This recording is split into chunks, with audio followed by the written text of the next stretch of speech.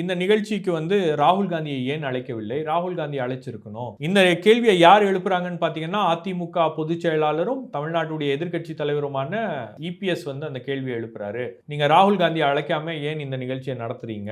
அப்போ உங்களுக்கும் பாஜகவுக்கும் ஒரு உறவு அப்படின்றது ஏற்பட்டிருக்கு. ஒரு சீக்ரெட் அண்டர்ஸ்டாண்டிங், ஒரு சீக்ரெட் உறவு அப்படின்றது ஏற்பட்டிருக்கிறது அப்படின்ற ஒரு குற்றச்சாட்டை அவர் முன்வைக்கிறாரு. ஸோ இந்த மாதிரியான ஒரு விமர்சனம் அதிமுக இருந்து வரும் அப்படின்றது திமுக எதிர்பார்க்கல. அதனால தான் முதலமைச்சர் ஒரு நீண்ட விளக்கத்தை கொடுத்திருக்கிறார்.